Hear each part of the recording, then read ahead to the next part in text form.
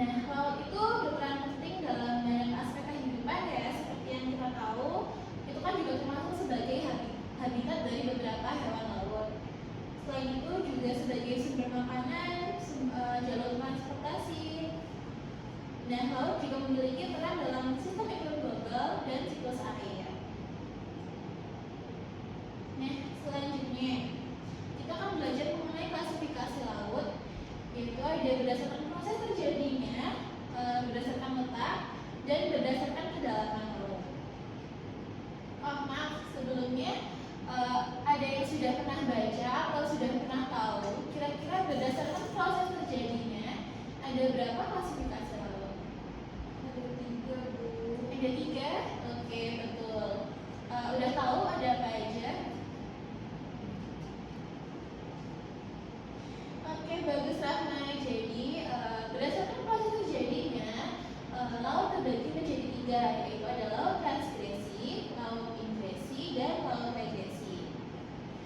Nah, Ibu akan menjelaskan mengenai laut transgresi. Jadi laut transgresi itu merupakan sebuah peristiwa di mana naiknya permukaan air laut sehingga menyebabkan air laut menggenangi daratan. Nah, fenomena ini biasanya disebabkan oleh berbagai faktor, terutama seperti pencarian gletser sehingga volume air permukaan laut itu jadi meningkat. Nah, hal ini juga bisa disebabkan karena penurunan daratan akibat aktivitas tektonik atau juga perubahan iklim global yang mengubah distribusi air di permukaan bumi.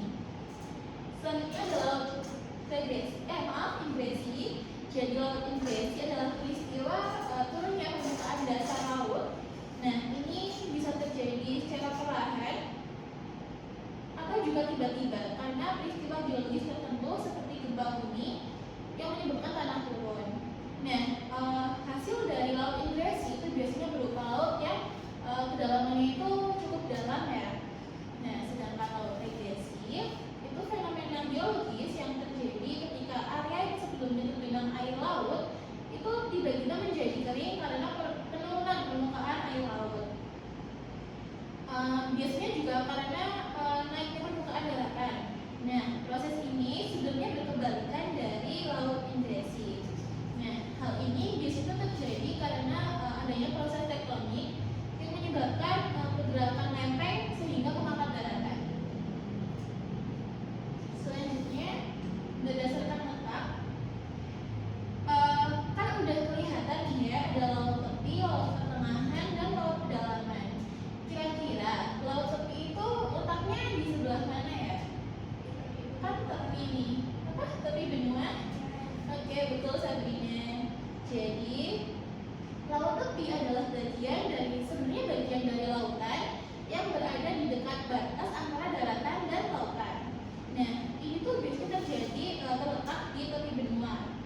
Nah, laut tepi itu biasanya lebih dangkal dibandingkan bagian tengah lautan. Contohnya itu kayak laut utara yang berada di antara Britania Raya, Skandinavia, Jerman, Belanda, Belgia, dan Prancis. Atau kalau di Indonesia itu salah satunya ada Laut Jawa yang terletak di antara Pulau Jawa dan Kalimantan. Nah, selanjutnya laut pertengahan. Laut pertengahan atau laut tengah itu merupakan laut yang hampir sepenuhnya dikelilingi oleh daratan. Jadi buat terhubung ke aliran ke laut yang lebih luas itu biasanya terhubung oleh selat. Contohnya itu kayak laut Mediterania yang dikelilingi oleh Eropa Selatan, Asia Barat, dan Afrika Utara. Selanjutnya, laut kedalaman itu merupakan badan air asing yang tidak memiliki hubungan langsung dengan lautan dunia. Laut ini biasanya terbentuk di daerah yang berupa cekungan. Contohnya itu Laut Kaspia yang terletak di antara Eropa Timur dan Asia Barat, atau juga Laut Baltik yang terletak di antara Israel dan Yordania. Ibu harap kalian bisa memahami materi ini ya, karena nanti akan diadakan kuis singkat mengenai laut berdasarkan letak. Selanjutnya ini untuk nanti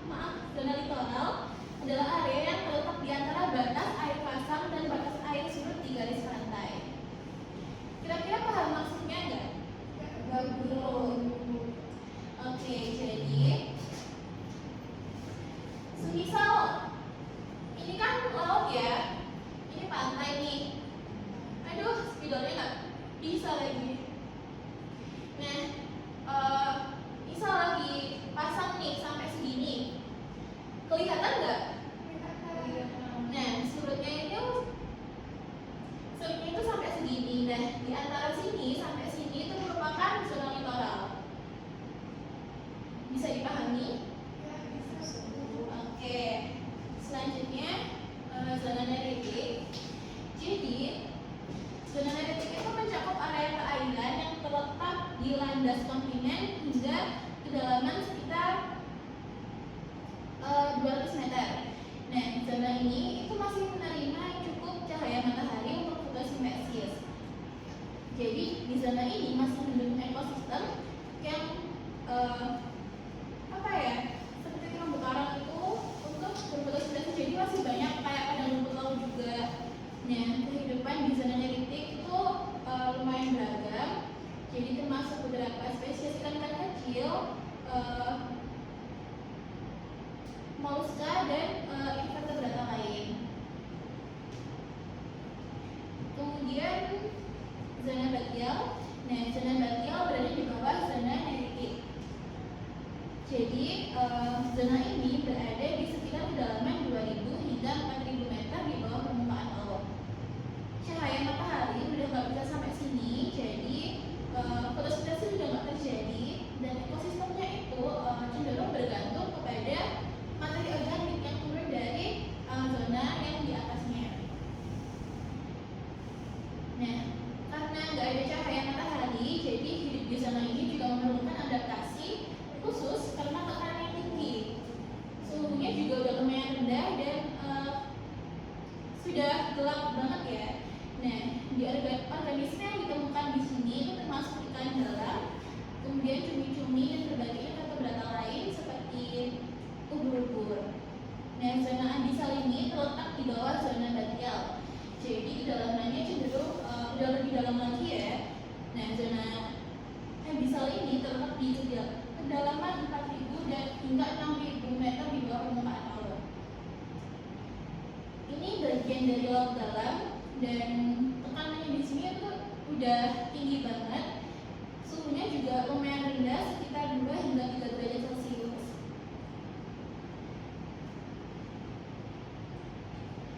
Tapi meskipun kondisinya ekstrim di zona abisal ini masih dihuni berbagai organisme yang udah beradaptasi sama kedalaman. Contohnya itu kayak bintang laut atau cacing laut dalam dan ikan laut dalam yang memiliki adaptasi khusus. Nah, selanjutnya kita akan belajar mengenai warna-warna laut. Jadi sebelumnya ibu mau tanya, ada berapa warna laut yang kalian tahu? Mungkin bisa disebutin juga. Ada warna apa aja? Biru, hijau, merah. Oke, betul. Jadi pada dasarnya ada kurang lebih 5 warna laut. Nah, seperti yang kita tahu, warna biru itu merupakan warna yang paling umum ya. Nah, warna biru itu terjadi karena penyerapan dan pemantulan cahaya oleh air, sehingga cahaya yang dipantulkan itu menjadi warna biru. Kemudian warna laut yang seperti warna hijau itu biasanya disebabkan karena adanya fitoplankton. Nah, fitoplankton itu kan mengandung klorofil. Sedangkan klorofil kita tahu itu menyerap hampir semua warna cahaya kecuali warna hijau. Jadi pemantulan oleh klorofil itu menyebabkan air laut berwarna menjadi berwarna hijau. Kemudian warna yang kuning kehijauan itu biasanya terjadi karena endapan lumpur los, penggabungan material terlarut. Nah, material ini dapat memberikan warna kekuningan atau kehijauan ketika tercampur dengan air laut. Selanjutnya itu ada warna merah dan hitam ya. Warna merah itu biasanya disebabkan karena ledakan populasi alga yang dikenal sebagai belum alga yang mengandung warna merah. Kemudian warna hitam itu bisa terjadi di daerah laut dalam di mana sedikit atau tidak ada cahaya yang mencapai air.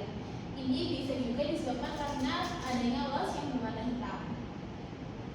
Nah, dari sini apakah ada yang ingin kita tanyakan? Belum? Oke. Karena belum ada, jadi ibu yang mau tanya ya. Nah, dari 3 ini ibu mau kalian setidaknya menyebutkan apa sih kalau. Nah, sebelumnya ini merupakan kriteria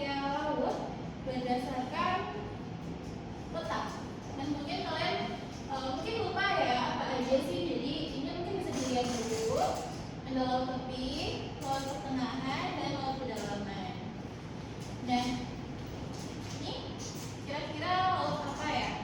Mungkin yang atas dulu deh. Tepi. Yang atas laut tepi. Oke, betul. Kemudian yang kiri bawah. Betul. Ini yang kalian nggak ada yang mau jawab. Oke, selanjutnya yang laut. Laut. Yang gambar di sebelah bawah kanan merupakan laut. Oke, betul. Nah, selanjutnya ibu juga mau mengetes kemampuan kalian mengenai kedalaman laut. Jadi ada 4 zona ya. Ibu mau salah satu di antara kalian menjawab satu zona. Ini nggak ada penghapus ya?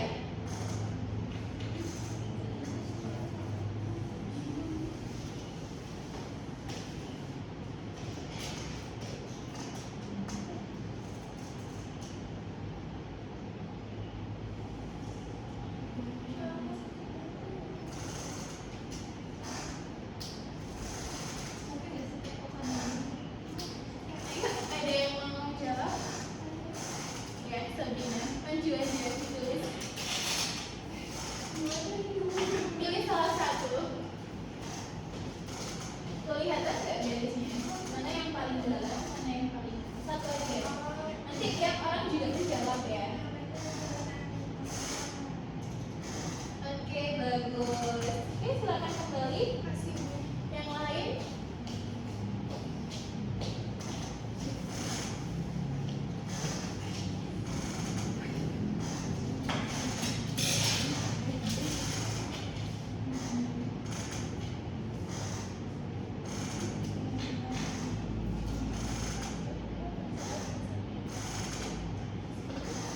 Oke, bagus Salsa. Silakan kembali. Rahma sama Jenny. Bisa yuk, bisa.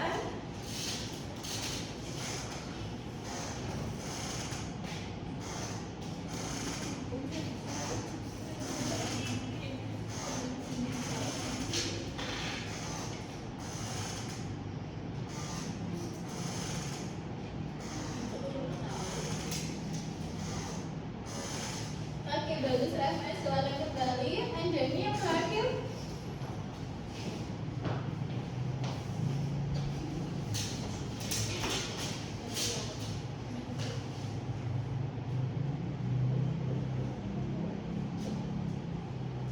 Oke, bagus. Jadi semuanya udah paham ya mengenai materi kita hari ini.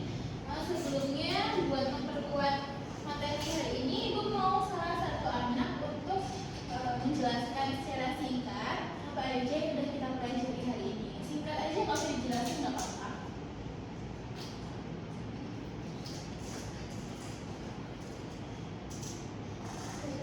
Saya dulu. Baik, Sabrina. Jadi perairan laut itu tadi itu ada 3 yang dulu. Yang pertama itu berdasarkan proses terjadinya adalah transgresi, ingresi, dan regresi. Kemudian berdasarkan letaknya itu ada laut di laut permukaan dan laut kedalaman. Kemudian berdasarkan kedalaman laut itu ada zona litoral, nyeritik, korsel, dan abyssal. Kemudian warna laut bisa jadi yang pertama hanya abu saya, kemudian kuning karena ada sulfur, hijau karena fluktual, kemudian warna karena udah nggak ada cahaya atau enggak lumpurnya luasnya itu warna hitam juga. Yang terakhir merah karena adanya ledakan aldebaran. Oke, bagus. Jadi udah paham semua ya. Tangan dong buat kita semua. Sekian penjelasan Ibu untuk hari ini. Jadi sebelumnya terima kasih banyak dan sampai jumpa lagi minggu depan.